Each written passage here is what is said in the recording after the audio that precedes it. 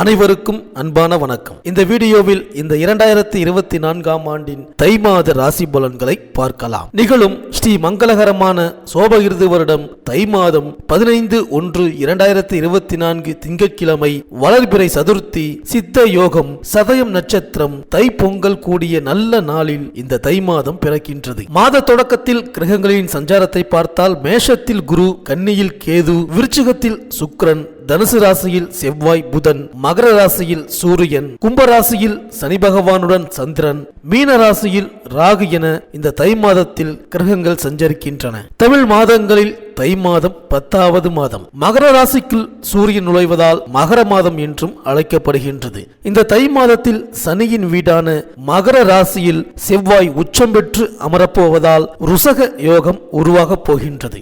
ருசக யோகம் என்பது ஜோதிடத்தில் கேந்திரம் எனப்படும் லக்னம் மற்றும் 4, 7, 10 ஆகிய இடங்களில் செவ்வாய் அமையும் போது ருசக யோகத்தை அளிப்பார். சர லக்னங்கள் எனப்படும் மேஷம், கடகம், துலாம், மகரம், ஸ்திர லக்னங்களான ரிஷபம், சிம்மம், விருச்சிகம், கும்பம் ஆகிய 8 லக்னங்களுக்கு மட்டுமே ருசக யோகம் செயல்படும். தமிழர் திருநாளாம் தங்கநிகர் பொங்கல் திருநாள் 15/1/2024 திங்கட்கிழமை அன்று வருகின்றது.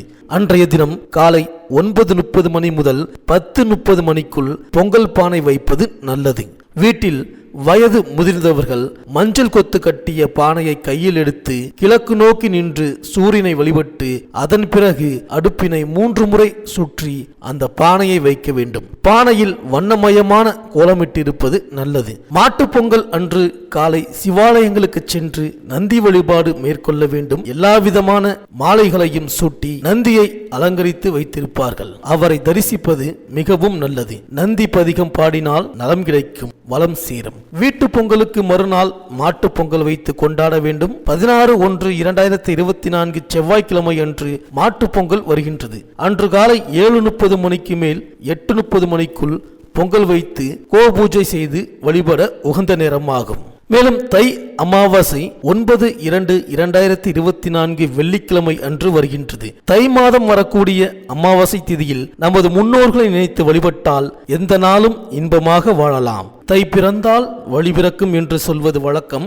வீட்டில் தடைப்பட்ட மங்கள காரியங்கள் தடையின்றி நடைபெறக்கூடிய வாய்ப்பு உருவாகும். மேலும் தை மாதம் வரும் வெள்ளிக்கிழமை அன்று விரதம் இருந்து சிவாலய வழிபாட்டை மேற்கொண்டால் துயரங்கள் துள்ளி ஓடும். அம்பிகை ஆலயங்களில் சந்தனகாப்பு சாற்றி வழிபட்டால் சிந்தனைகள் அனைத்தும் வெற்றி பெறும். இறைவனை அலங்கரித்து பார்த்தால் இனிய வாழ்க்கை மலரும். உடலை குளிர்ச்சியாக்கும் சந்தனத்தை அம்பிகைக்கு சாற்றுவதன் மூலம் உள்ளம் குளிர்ச்சியாகி நமக்கு வேண்டும் வரும் தருவாள் அம்பிகை. தை செவ்வாய் அன்று பெண்கள் விரதமிருந்து கொழுக்கட்டை பிடித்து சாப்பிடுவது வழக்கம். இதனால் குடும்ப முன்னேற்றமும் ஒற்றுமையும் கணவருக்கு ஆயுள் நீடிப்பும் ஏற்படுவதாக நம்புவார்கள். தை வெள்ளிதோறும் பெண்கள் விரதமிருந்து அம்பிகையை வழிபடுவதும் நன்மையை தரும். இதனால் பொருளாதார நிலை உயரும், பொன்பொருள் சேர்க்கை ஏற்படும். அன்றைய தினம் இனிப்பு பொருளை மட்டும் உட்கொண்டால் வாழ்க்கை இனிப்பாக இருக்கும். வெள்ளிக்கிழமை விரதத்திற்கு பலன் தரும் மாதம் இது. மேலும் இந்த தை மாதம் கிரகங்களின் பெயர்ச்சியை பார்த்தால் 19/1/2024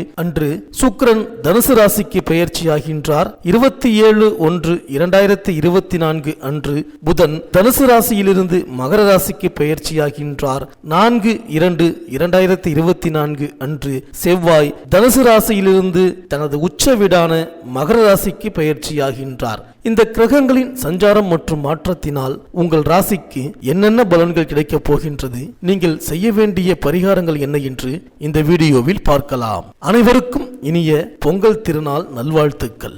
சந்திரனை ராசி அதிபதியாக கொண்ட கடகராசி அன்பர்களே, இந்த தை மாத கிரக நிலைகளை ஆராய்ந்து பார்க்கும் பொழுது மாத தொடக்கத்தில் சனி பகவான் அஷ்டமத்தில் சஞ்சரிக்கின்றார். எனவே அஷ்டமத்து சனியின் ஆதிக்கம் தொடங்கி இருப்பதால் எதையும் ஒரு முறைக்கு பல முறை யோசித்து செய்வது நல்லது. சொந்த வீட்டில் சனி சஞ்சரிப்பதால் வரும் விரயங்கள் சுப விரயங்களாகவே மாறும். குடும்ப பெரியவர்களையும் அனுபவஸ்தர்களையும் கலந்து ஆலோசித்து முடிவெடுப்பதன் மூலம் செயல்பாடுகளில் வெற்றி கிடைக்கும். இடமாற்றங்கள், வீடு மாற்றங்கள் எதிர்பார்த்தபடி அமையும் நேரம் இது. மேலும் மாத தொடக்கத்தில் குரு பகவான் உங்கள் ராசிக்கு 10ஆம் இடத்தில் சஞ்சரிக்கின்றார். 10இல் குரு வந்தால் பதவி மாற்றம் உண்டு. அந்த அடிப்படையில் உத்தியோகத்தில் கவனமுடன் இருப்பது நல்லது. உங்களிடம் ஒப்படைக்கப்பட்ட பொறுப்புகளை மற்றவர்களிடம் ஒப்படைக்க வேண்டாம். குருவின் பார்வை 2, 4, 6 ஆகிய இடங்களில் பதிகின்றது. எனவே குடும்பத்தில் இருந்த பிரச்சனைகள் நல்ல முடிவிற்கு வரும். வருமானம் ஓரளவு திருப்தி தரும். வீடு இடம் வாங்கும் யோகம் உண்டு. பஞ்சாயத்துக்கள் முடிவதில் தாமதம் ஏற்பட்டாலும் கடைசியில் சாதகமான தீர்ப்பு கிடைக்கும். உடல் நலத்தில்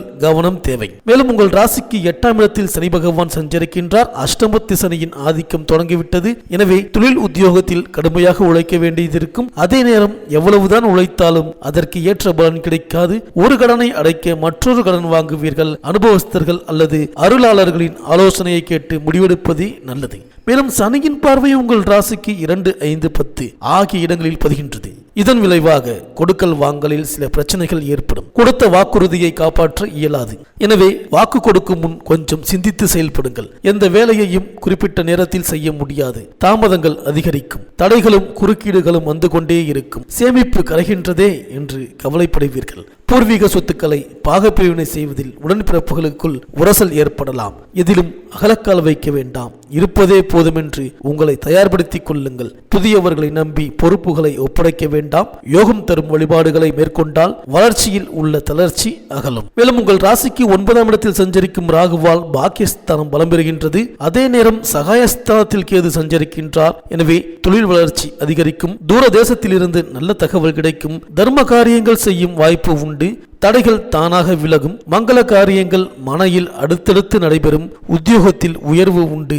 ஆலய திருப்பணிகளில் ஆர்வம் காட்டுவீர்கள். புகழ்மிக்க ஆலயங்களுக்கு சென்று வரும் வாய்ப்பு கைகூடும். முன்னோர் கட்டி வைத்து சிதலமடைந்த கோவில்களை மீண்டும் சரி செய்து குடமுழுக்கு விழா காண்பதில் ஆர்வம் காட்டுவீர்கள். மேலும் ஜனவரி 19ஆம் தேதி தனுசு ராசிக்கு சுக்கிரன் வருகின்றார். உங்கள் ராசிக்கு 4, 11 ஆகிய இடங்களுக்கு அதிபதியானவர் சுக்கிரன். அவர் 6ஆம் இடத்திற்கு வரும் இந்த நேரம் வீடு இடம் வாங்கும் யோகம் உண்டு. உத்தியோகத்தில் மேல் அதிகாரிகள் உங்கள் திறமைக்கு அங்கீகாரம் வழங்குவார்கள். தொழிலில் ஏற்பட்ட தொய்வு அகலும். பதவியில் இருப்பவர்கள் உங்களுக்கு பக்கபலமாக இருப்பார்கள். கடன் சுமை பாதிக்கு மேல் குறையும். மேலும் ஜனவரி 27ஆம் தேதி மகர ராசிக்கு புதன் வருகின்றார். எனவே புத ஆதித்ய யோகம் உருவாகின்றது. உங்கள் ராசிக்கு 2ஆம் இடத்திற்கு அதிபதியான சூரியனும் விரையாதிபதி புதனும் இணையும் இந்த நேரத்தில் மங்கள ஓசையில் மனையில் கேட்க வாய்ப்புகள் வரும். தங்கு தடைகள் தானாக விலகும். வீடு கட்டி குடியேறும் யோகமும் உண்டு. அரசு வழி வேலைக்கு முயற்சித்தவர்களுக்கு அது கைகூடும். தொழில் முன்னேற்ற பாதையை நோக்கி செல்லும். வாடிக்கையாளர்களின் எண்ணிக்கை அதிகரிப்பு மகிழ்ச்சியை தரும். மேலும் பிப்ரவரி 4ஆம் தேதி மகர ராசிக்கு செவ்வாய் செல்கின்றார். அது செவ்வாய்க்கு உச்ச வீடு.